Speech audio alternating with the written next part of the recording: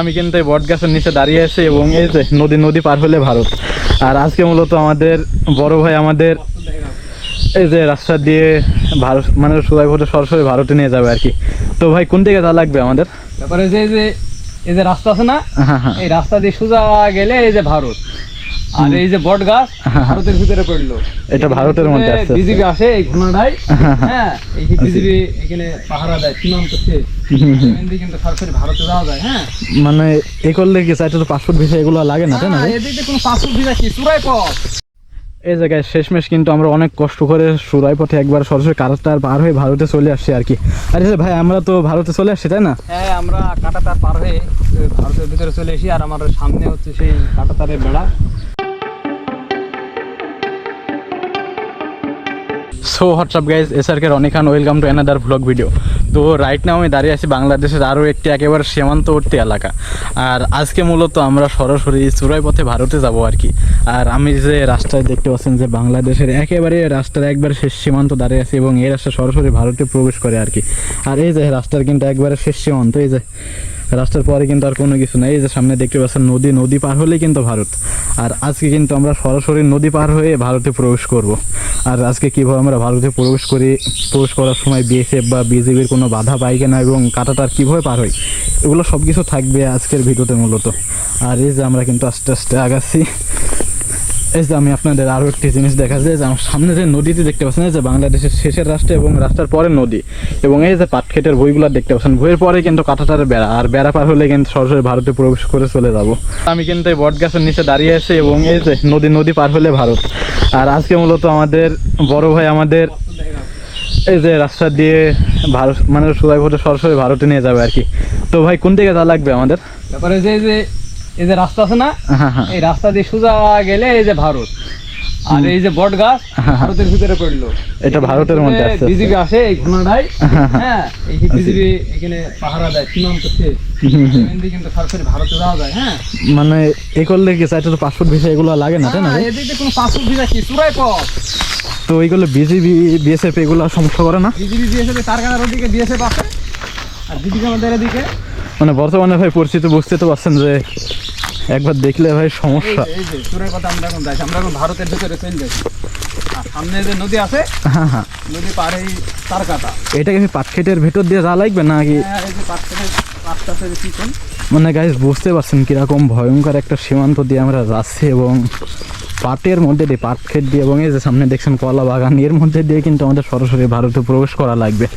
আর বর্তমানে কিন্তু সীমান্ত এলাকায় আপনার পুশিন চলছে আর কি, মানে ভারতের লোক বাংলাদেশে পাচার করছে, এরকম একটা সমস্যা চলছে। এর মধ্যে দিয়েও কিন্তু আমরা সরাসরি ভারতে প্রবেশ করবো চুরাই পথে। আর কীভাবে যাই এটাই আজকে আপনাদের সব দেখাবো, আপনারা দেখতে থাকুন। এই যে দেখুন যে কীরকম একটি রাস্তা আর কীরকম কাদাযুক্ত, মানে আমরা কীভাবে কষ্ট করে যাচ্ছি এটা আপনি ভিডিও দেখলে বুঝতে পারবেন। এই যে ভারতে যে গোপন রাস্তা, এই রাস্তায় কিন্তু কোনো মানুষজন কোনো সময় থাকে না। এই যে দেখতে পাচ্ছেন মাঠঘাট, অনেক চাষাবাদ, কলা ভুঁই এবং পাটক্ষেত, এবং এই যে ভুঁইগুলো একেবারে ফাঁকা, মানুষজন কিন্তু একেবারে কোনো সময় থাকে না, কারণ এটি হচ্ছে একেবারে সীমান্তবর্তী এলাকা এবং একবারে কাঁটাতারের পাশে। এই ভুঁইগুলো পার হলে সরাসরি ভারত। আর এই যে আমরা কিন্তু আস্তে আস্তে সামনের দিকে এগিয়ে যাচ্ছি আর কি। আর আসলে যদি এসব ভিডিও করা আমাদের জন্য ঠিক না, তবু আপনাদের দেখানোর জন্য আমরা আসলে চেষ্টা করছি যে কীভাবে ভারতে যাওয়া যায় এগুলা দেখাইবো আর কি। আর এই যে দেখুন মানে কীরকম ভয়ঙ্কর সীমান্ত, এবং অনেকে ভাবেন যে সরাসরি ভারতে যাওয়া যায় কিনা, আসলে এইভাবে ভারতে যাওয়া পাসপোর্ট ভিসা ছাড়া যাওয়া কিন্তু খুবই রিস্কি আপনাদের জন্য, এটা আমি কখনো সাজেস্ট করবো না। আর তারপরেও আমি আপনাদের দেখানোর চেষ্টা করছি আর কি। এই যে দেখুন কীরকম কাদাযুক্ত এবং কি ভয়ঙ্কর রাস্তা। আর এই যে পাটক্ষেতের মধ্যে দিয়ে দুই পাশে কিন্তু পাটক্ষেত, সামনে কিন্তু কাঁটাতারের বেড়া। আমরা এই যে এগিয়ে যাচ্ছি এবং রাস্তা দিয়ে কিন্তু হেঁটে যাওয়া অনেকটা রিক্সি এবং অনেক সমস্যা, কারণ এই যে রাস্তা একেবারে কাদাযুক্ত এবং হেঁটে যাওয়া অনেক কঠিন, কারণ যেহেতু চুরাই পথে ভারত যাবো সেহেতু আমাদের একটু কষ্ট করাই লাগবে আর কি। মানে মাঝে মাঝে হাঁটতে হাঁটতে পিছলে পড়ে যাচ্ছি, এরকম একটি অবস্থা। আর একেবারে মানব শূন্য, মানে কোনো মানুষজন নাই, একবারে নীরব একটি এলাকা, কেউ থাকে না।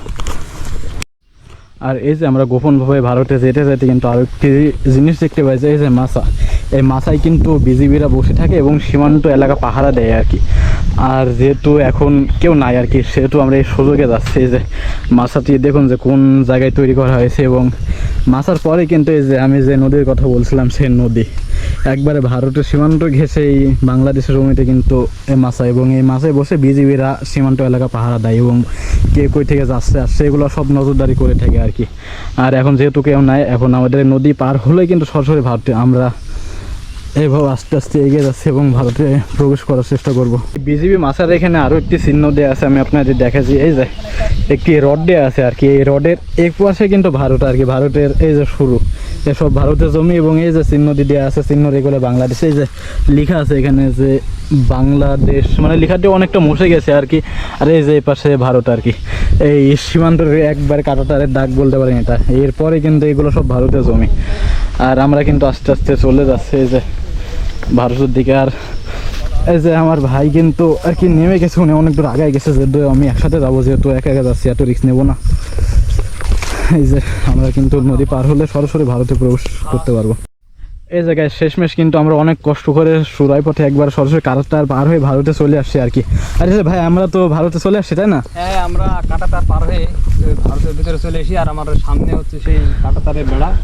ওই কাঁটাতারের বেড়া পার হয়ে আমরা এখন ভারতের জমিতে। আর এই সেই বড় পিলার, হ্যাঁ হ্যাঁ, এটা হচ্ছে সে ভারতের সীমান্ত পিলার আর কি। সীমান্ত পিলার। আর এই যে গাইস দেখতে পাচ্ছেন আমরা কিন্তু অনেক কষ্ট করে পাট ক্ষেতের মধ্যে দিয়ে চূড়াই পথে ভারতে আসছি। আর এই রাস্তায় কিন্তু কোনো মানুষজন চলাফেরা করেন আর কি, সীমান্তবর্তী এলাকা, সেহেতু একবারে মানুষজন জনমানবহীন শূন্য থাকে।